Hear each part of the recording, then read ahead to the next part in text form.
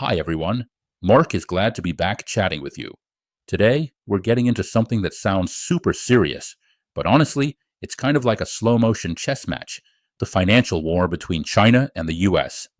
Basically, we're talking about what China's been doing behind the scenes to try to knock the US dollar off its throne. No big deal, just reshaping the global economy. Now, here's the thing. For like the past decade, this quiet, almost invisible economic war has been going on, just casually rearranging the global landscape while everyone else is arguing about politics or chasing whatever the latest headline drama is. And plot twist, the US might not actually be winning this one. While politicians were busy debating and the news kept jumping to shinier distractions, China was just calmly going through a checklist. And that checklist looks a lot like how do we slowly take apart America's biggest advantage without making too much noise. They've been cutting down their US debt holdings and stacking gold like it's going out of style, which makes you wonder, do they know something the rest of us don't? Or are they just really into shiny metal suddenly? And this isn't just some random market mood swing, like people panic selling on a bad day. That is calculated, very calculated. High stakes, long game type of move to challenge the US dollar. And the wild part is, this didn't just start yesterday. The opening moves happened years ago, and most people didn't even notice. Probably because we were all busy checking gas prices or worrying about nuclear stuff. So if we want to understand what's going on, we've got to look at the battlefield. For over 50 years, the US dollar has basically been the world's favorite currency. It prices oil, runs global trade, and acts like the world's savings account. This whole setup is what people call the petrodollar system, which we've discussed multiple times in previous videos. And because of that, the US got what some French finance guy once called an exorbitant privilege. Fancy way of saying the US can print money, run massive deficits, and still fund a huge military, while everyone else has to play by stricter rules. The dollar isn't just money. It's like America's financial superpower shield, and for a long time, it looked pretty much indestructible. But now, that shield is starting to crack. And not the tiny cosmetic kind one can ignore. The biggest issue is the US national debt, which has gone past a kind of ridiculous level, over $39 trillion. And to keep things going, the US Treasury keeps issuing more debt, which is basically like taking out new loans to pay off old ones. You know, the classic financial strategy. I'll deal with it later. And in June 2026, Donald Trump is going to sign his name on newly printed bills, pushing them one step closer to, well, let's say, not exactly premium paper anymore. Piles of toilet paper with Franklin's and Lincoln's faces on them. It's like juggling a bunch of credit cards and hoping none of them suddenly realize what's going on. Works fine until it absolutely doesn't. And yeah, every financial expert knows that moment eventually shows up, usually at the worst possible time. And then there's inflation, the thing everyone actually feels. The more money is printed, the less each dollar is worth.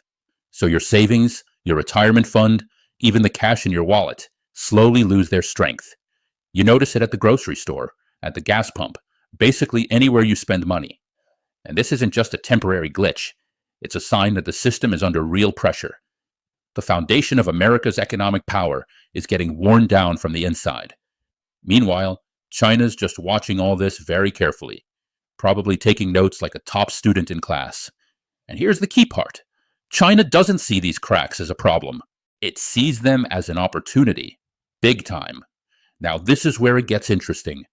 For years, China was one of the biggest lenders to the US. Back in 2013, they held about $1.32 trillion in US Treasury bonds. It looked like a perfect setup. China parks its export profits in safe US debt. The US gets a reliable buyer. Everyone smiles, shakes hands, and pretends this will last forever. The lender is supposed to stay humble, right? While the borrower walks around like everything is under control. Totally normal. But under the surface, things were already changing. China didn't just suddenly dump everything overnight. No drama like that. It was more like a slow diet. Quiet, steady selling, year after year. Then the 2018 trade wars sped things up.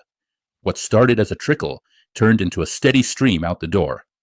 By late 2025, China's holdings had dropped to around $683 billion, roughly half of what they had in 2013. Yeah, almost half gone in about 12 years. That's not casual diversification.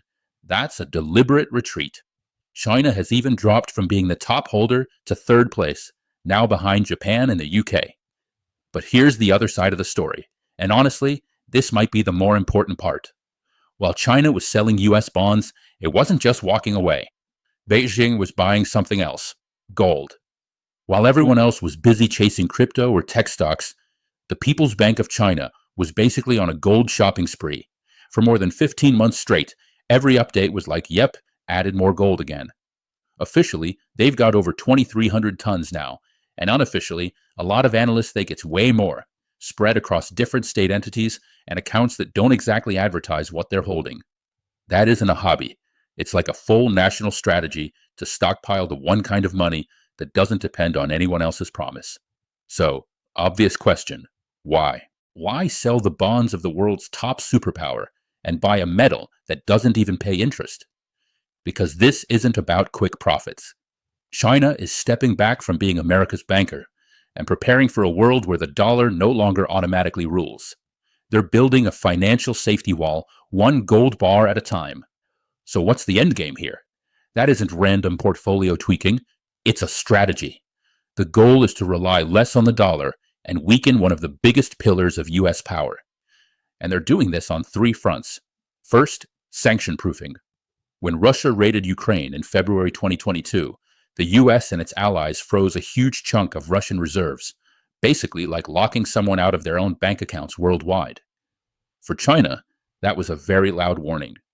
With tensions around Taiwan and the South China Sea, China realized that holding large amounts of U.S. treasuries could pose a risk. In a conflict, those assets could be frozen. So, by selling U.S. treasuries and buying gold stored at home, they reduce that risk. Gold can't be frozen by another country or deleted digitally. It's like keeping your valuables in your own safe instead of someone else's locker in a shitty basement. Second, building an alternative financial system. If you want to challenge the dollar, you need your own system. The world has relied on SWIFT for international payments for a long time, and being cut off from it is basically economic isolation. So China built its own system, CIPS. Since launching in 2015, it's grown fast, connecting over 1,700 financial institutions across more than 100 countries. Every time a transaction happens in yuan instead of dollars, that's a tiny shift in the global balance. China is also encouraging countries, especially those in the BRICS and those in the Belt and Road Initiative, to use the yuan by offering loans and trade deals. It's slow, but it's gaining ground. Third, and this one is more speculative but huge, a possible gold-backed currency. It's not officially announced, but all that gold China is stacking suggests it could be part of a long-term plan. The US dollar hasn't been backed by gold since 1971. It's based on trust. The US dollar is literally an IOU note, which you will never have a chance to recover its original value. And increasingly, that trust has come under pressure due to debt and inflation. If China ever links the yuan to gold, even partially, it could attract countries seeking greater stability. A currency backed by a physical asset or a real universal money in human history might feel safer than one backed by policy promises from someone proud of cheating and lying. That wouldn't just challenge the dollar, it could reshape the whole system. No pressure. It matters a lot. All right, before we go deeper, let's answer a key question. What happens if the world's second largest economy, actually the real number one entity, actively tries to reshape the financial system?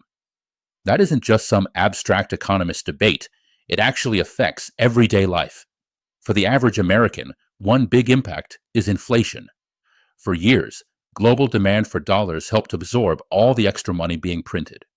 But if countries use the dollar less, demand for it drops, so more dollars stay inside the US, chasing the same goods. Prices go up, savings lose value, paychecks feel smaller, retirement planning gets even more stressful, which is impressive because it's already stressful.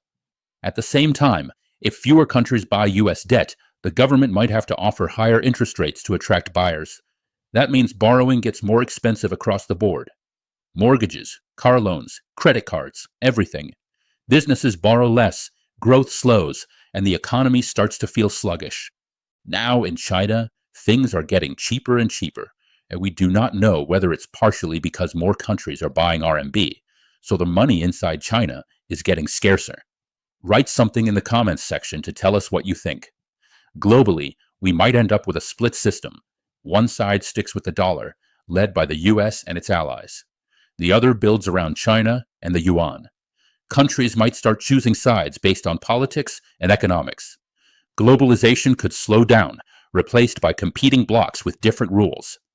Now let's clear up some of the dramatic headlines because many mislead the audience.